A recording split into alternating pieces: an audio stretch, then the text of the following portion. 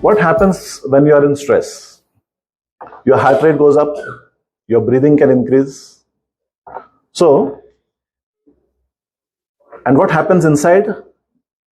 When the heart rate increases, your arteries, they constrict.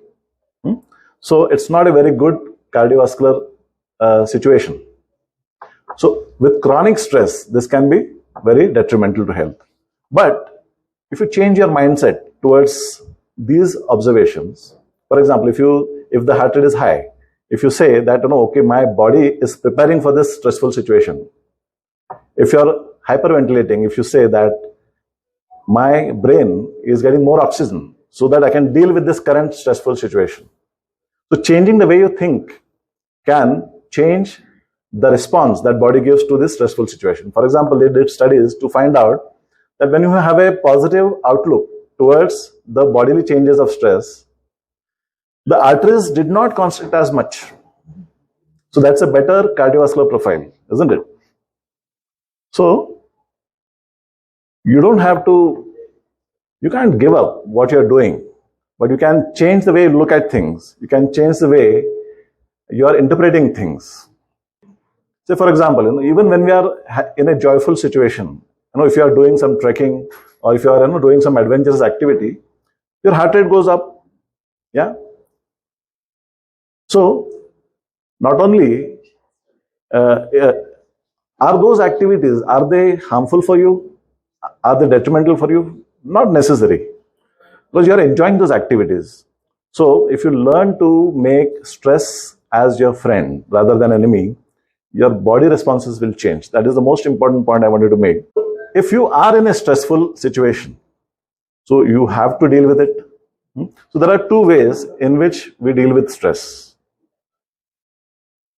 One is by avoiding things or by coping with it. And some people, they tend to avoid things, because it is stressful right now. So, kisko baad mein dekhte hain? Let's handle it later.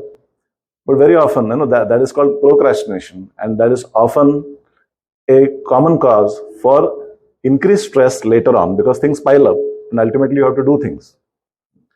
So avoiding is not the best strategy, though it can work in few cases, but not the best strategy. So you have to learn to cope with stress. So how do you cope with stress?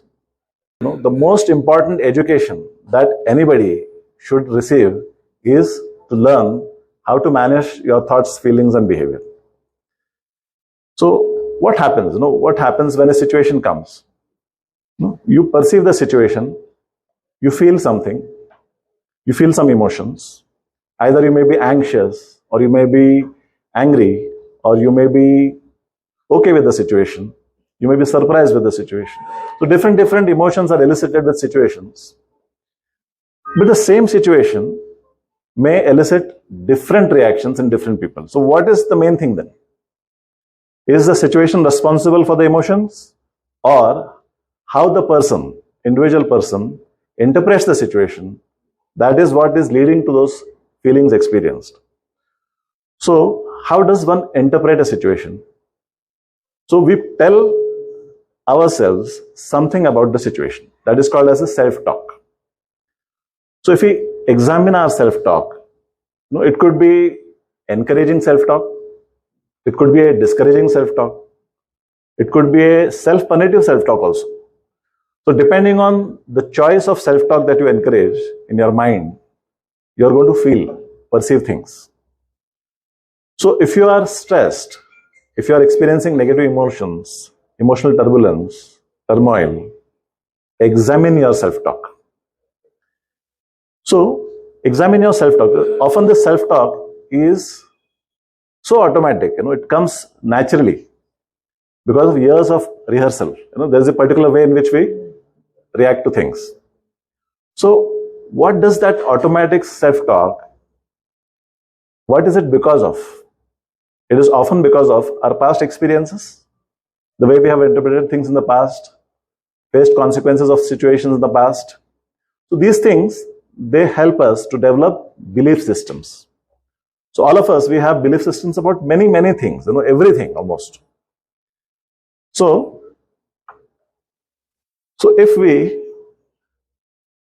have a belief system, as a doctor, if you have a belief system that, a doctor's job is a difficult job, then accordingly we'll perceive everything like that. If we have a belief system that a doctor has to work around the clock, 24-hour services, then we tend to have a lifestyle like that. If we have a belief system that, I need to work hard to be successful, then you'll keep working hard, you become workaholics. But, we need to challenge these belief systems at some point. Is it necessary to work hard, or is it okay to work smartly also? I was very lucky to have a colleague as a psychiatrist since the past 15 years. So that really gave me a lot of time freedom. And I could do many more things.